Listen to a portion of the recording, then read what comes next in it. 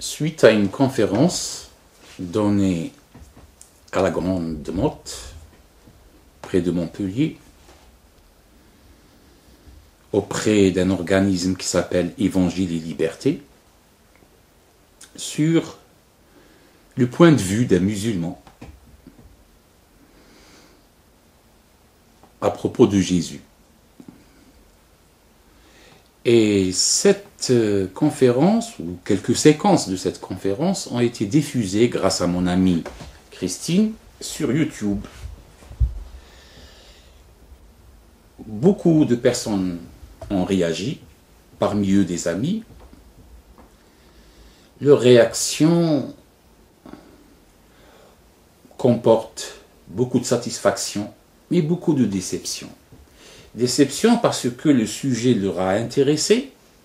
Il n'y avait pas dans cette conférence ni le temps nécessaire pour expliquer quelques détails qui échappent aux néophytes, aux non-spécialistes, ni une suite de la recherche vers quoi va mener cette approche. J'ai pris la décision de me donner suffisamment de temps pour refaire cette conférence en forme de cours.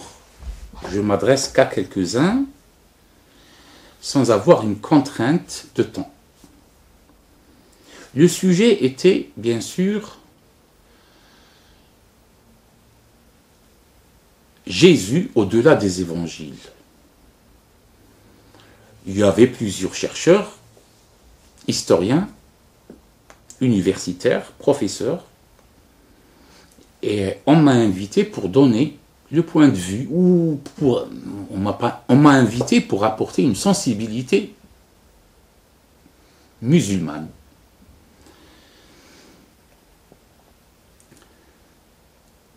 Mon approche était narrative. La narration des faits historiques jumelée à une conviction, c'est très bon pour la pédagogie, mais moins bon pour la vérité. Peut-être une autre fois, j'expliquerai c'est quoi cette approche narrative ou le fait de raconter l'histoire, raconter les convictions. Jésus pour un musulman comme moi, mais attendez. Je ne donne pas, au risque de décevoir beaucoup de gens, le point de vue de l'islam. Je pense même qu'il n'y a pas un point de vue de l'islam proprement dit, puisque l'islam en tant que concept ne s'exprime pas. Il passe forcément par l'intelligence de ses adeptes. On ne rencontre pas dans la vie courante l'islam, mais on rencontre des musulmans et des musulmanes, des femmes et des hommes qui véhiculent l'islam comme conviction, comme religion, comme vérité. Et là, nous avons chacun sa version, chacun sa conviction, chacun ses spécificités, chacun son approche, qui varie selon les états d'âme, les attentes, les aspirations, les motivations de chacun. Je ne donne pas non plus le point de vue d'une orthodoxie, c'est-à-dire une religiosité ambiante. Mais je donne le point de vue d'un musulman, avec ses subjectivités honnêtes, j'espère, et l'effort vers l'objectivité. Jésus. Ma première information sur Jésus était bien sûr le Coran. Si vous ne le savez pas, le Coran vénère Jésus. Il le considère parmi les rares ou les très grands prophètes, représentations de Dieu ou porte-parole de Dieu. Jésus, le Coran l'appelle Isa, et non Yeshua, alors que l'arabe, même pré-islamique, nomme Jésus Yeshua et le Coran le nomme Isa. Isa, c'est une particularité coranique qui ne touche pas Isa, elle touche aussi Jean, Yahya. Les deux, que ce soit Isa ou Yahya, viennent non pas d'un arabe proche de l'aramien, donc des chrétiens arabes de l'époque post-anté-islamique, mais ils viennent d'une secte très peu judéo-chrétienne, en tout cas baptiste, qui, elle, nommait, et nomme toujours, puisqu'il y a quelques individus jusqu'à aujourd'hui en Irak qui appartiennent à cette secte, qu'on appelle les Mandéens. Les Mandéens nomment Jean Yahya, et non Yohanna, et nomment Jésus Issou, d'où vient Issa, et non Yeshua. Le non-chercheur, le musulman ordinaire, ne va pas s'intéresser à ces spécificités. Mais un minimum de curiosité le pousse vers cette question. Pourquoi il y avait des spécificités? S'il y a une influence linguistique, ce n'est pas neutre. Il y a certainement une influence doctrinale. Au-delà des appellations, Jésus dans le Coran est considéré comme un homme exemplaire dans son temps, et son message est une lumière. Il le vénère, il considère sa mère comme une sainte, Qiddisa, wa ummuhu Qiddisa. Il le considère comme le Verbe de Dieu, jeté au sein de Marie, et qui est devenu chair. Après, il est né. Il est considéré comme l'âme de Dieu, ou l'âme émanant de Dieu. Wa ruhun minh, un esprit de Dieu, ou émanant de Dieu. Le musulman ne peut pas être musulman s'il ne considère pas que le message de Jésus est divin. Ça vient de Dieu. Le musulman ne peut pas être musulman s'il ne considère pas que l'évangile est un message adressé à l'humanité entière. Le musulman ne peut pas être musulman s'il ne considère pas que Jean le Baptiste lui-même est un prophète qui est venu annoncer l'arrivée prochaine du Verbe de Dieu.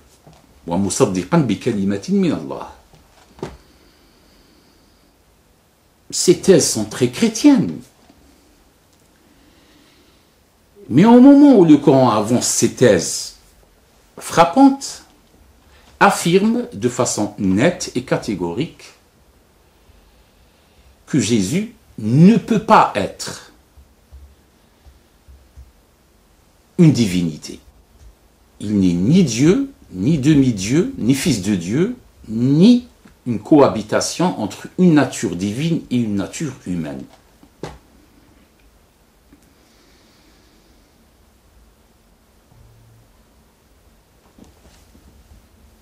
Voilà mes informations sur Jésus. Il est considéré comme le Messie. Sauf que Messie n'est pas très explicité. Il n'y a aucune explication coranique de ce mot coranique, de l'adjectif ou la qualification du Messie. Le mot Messie en arabe, c'est Messie. Donc on peut le trouver dans la langue, tout court. C'est le participe passé de Masaha, du verbe Masaha, qui a plusieurs sens pré-rapprochés. Masaha, c'est soit essuyer, soit passer la main, soit enduire. Des exégètes très anciens Et les exégètes, l'un copie l'autre, ce qui nous a fait après une encyclopédie d'exégèse coranique. On dit, voilà, Dieu l'a qualifié de Messie parce qu'il a été essuyé des péchés dès son enfance. Mais personne n'a considéré ça comme un nom propre. Messie est un titre. Mais cette recherche reste linguistique, à la surface du Coran. Aucune recherche approfondie. Et ce qui frappe, c'est l'absence totale d'une étude rétrospective par rapport au Coran. Les musulmans, au moment où ils reconnaissent fermement l'origine juive et chrétienne de leur livre saint, de l'islam tout court, ils ne prévoient aucune place dans leur enseignement quotidien, dans leur catéchisme, dans la transmission de leur foi, dans leur exégèse, aucune place pour les études judaïques et les études christiques. Rien. Voire même cette approche qui essaye d'expliquer le Coran, non pas par des études savantes postérieures, mais par une recherche antérieure dans l'histoire. Cette approche, elle est suspecte, considérée comme reconnaissance d'une dite primauté au judaïsme ou au christianisme. Donc, si vous voulez, la motivation de certains, une motivation, ou cette crispation est motivée par le dogme, par une position, une frilosité dogmatique plus qu'autre chose. Alors, qu'est-ce que je dois faire pour aller à la rencontre de Jésus? D'autant plus que le Coran, celui qui lit les passages sur le Coran, ne peut que sortir plein d'envie et de curiosité pour mener des recherches et rencontrer Jésus de l'histoire. C'est qui Jésus? En tant qu'homme libre, musulman ordinaire, je mène ces recherches.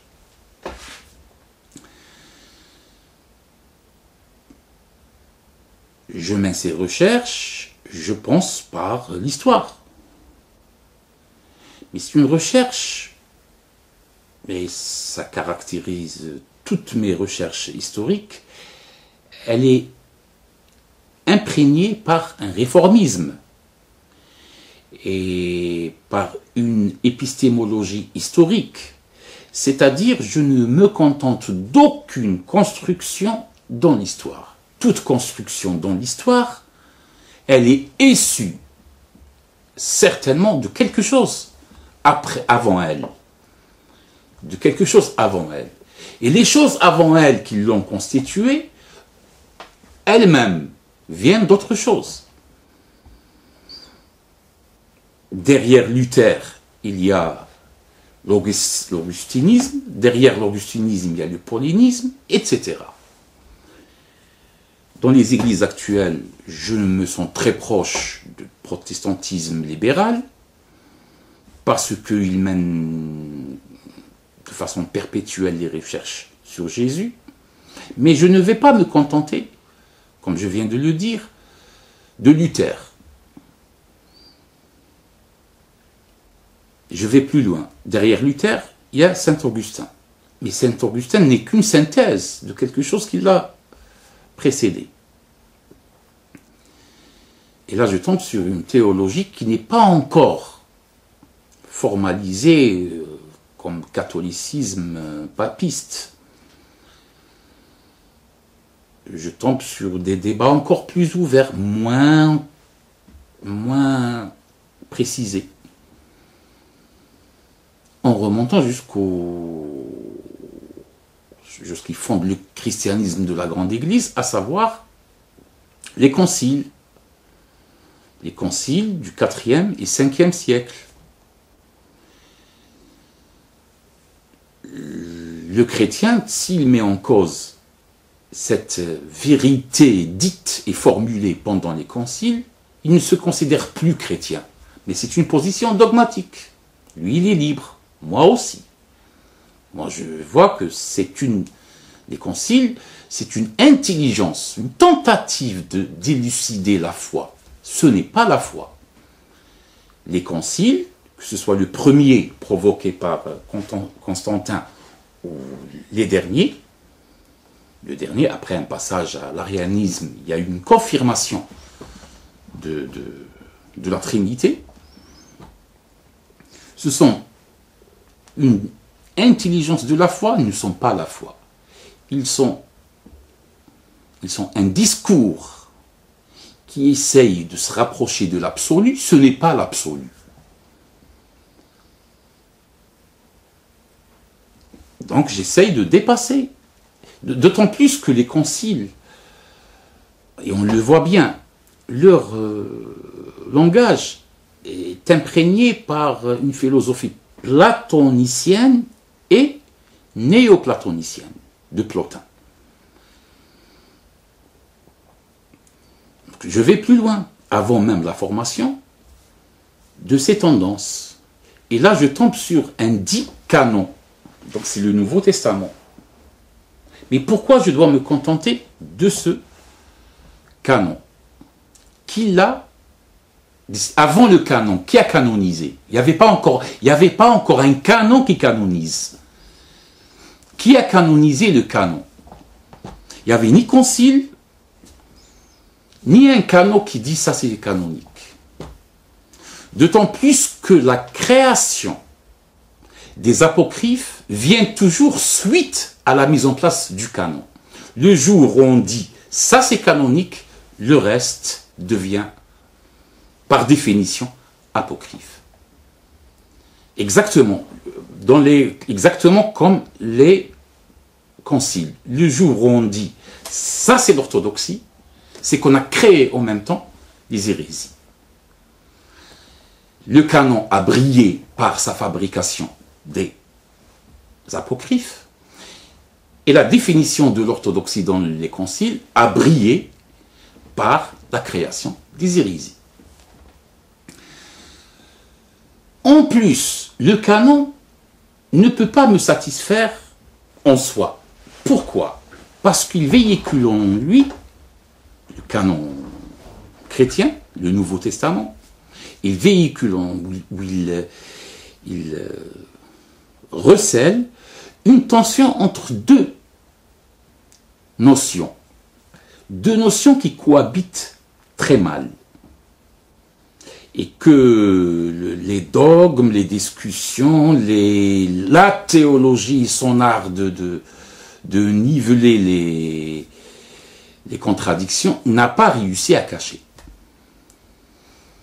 Une conception basée sur l'enseignement de Jésus, il y a plein de paroles de Jésus dans le Nouveau Testament, et une conception qui oublie ou qui balaye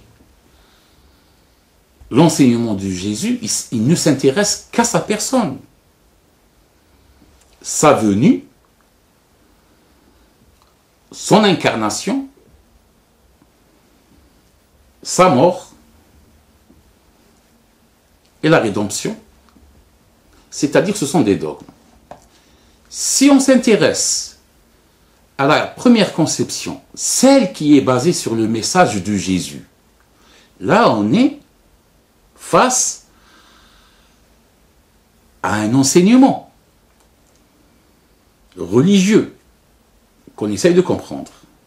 Si on se base, comme le paulinisme le veut, comme Paul de Tarse le veut, sur la personne de Jésus, donc pas sur son message, sur la personne de Jésus, la signification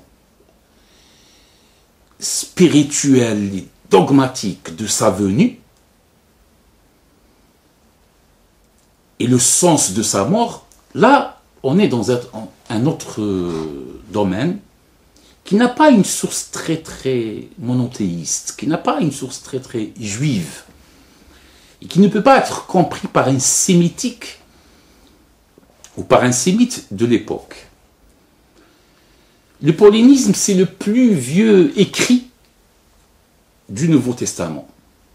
Mais on dirait que Le reste, si on monte chronologiquement, le reste du Nouveau Testament, ce sont des réponses à ce paulinisme. Non seulement on oublie le paulinisme dans le Nouveau Testament, les écrits postérieurs, mais presque une réponse. On trouve, certes, des rappels du paulinisme, ça et là, dans le Nouveau Testament.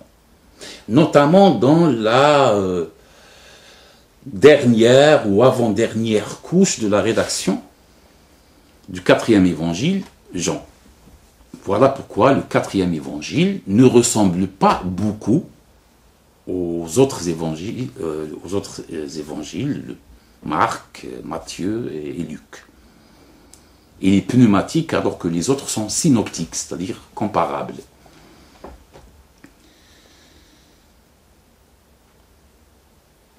Si je m'intéresse au message, je ne suis pas ici venu pour s'intéresser à un dogme, même pas argumenté, basé sur la personne de Jésus, sur sa mort.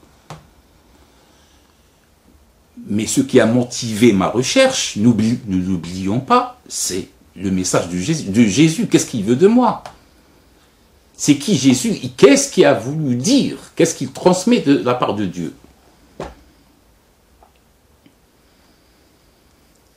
Là, je tombe sur un discours cohérent. Je tombe sur un message radical, très exigeant. Une loi morale presque impossible à l'appliquer. Elle reste un idéal.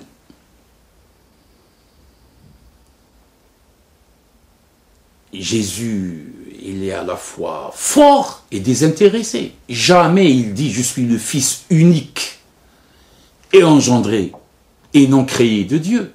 Au contraire, il a appris à tout le monde le Notre Père. La prière apprise aux apôtres par Jésus, le Notre Père. Il est le vôtre, le mien, le leur. Le Coran a évité l'appellation Père, alors qu'elle était une habitude sémitique, notamment dans le judaïsme du Second Temple, tout simplement pour éviter cette confusion. Si le mot « fils de Dieu » signifie une adoption, signifier un titre honorifique qui dit que la personne est proche de Dieu, ou homme de Dieu, il n'y a aucune gêne par rapport à la conception coranique pour adopter cette appellation.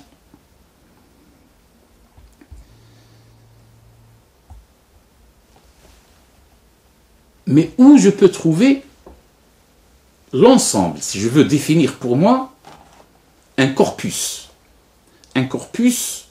propre à l'enseignement de Jésus devant ce qu'on a hérité de lui.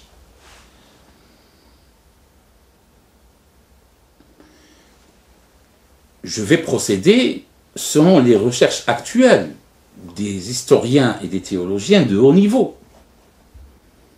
Je prends Marc, tout Marc, sauf la conclusion, ou la fin longue, comme on dit, qui est un ajout tardif. Je prends Marc, même avec le langage plein de merveilleux, plein de miracles. Ça, c'est une autre histoire, il faut savoir les lire en tant que narration. Je prends tout ce qui est commun entre Matthieu et Luc et qui n'existe pas chez Marc. Donc ça me donne ce qu'on appelle la source Q de l'allemand Quelle, qui signifie source. Q, c'est pas très élégant, c'est pas très beau, mais c'est la source Q. Elle est hypothétique. On ne sait pas qu'il y a une source qui a inspiré les deux. Mais en tout cas, on trouve quelque chose de commun. un écrit précédent ou un oral qui a servi aux deux, une transmission orale, et qui a été ignoré par Marc. Rien que ces deux, c'est-à-dire Marc comme une source, sauf la conclusion ou la fin, et ce qui est commun entre Matthieu et Luc, me donne un corpus cohérent. Plus cohérent peut-être que le Nouveau Testament. Aucune contradiction. Le même style. La même force. Et si ce n'est pas suffisant, je cherche aussi, mais comme orientation, dans les apocryphes. Notamment dans l'Évangile selon Thomas et beaucoup de passages dans le roman pseudo-clémentin.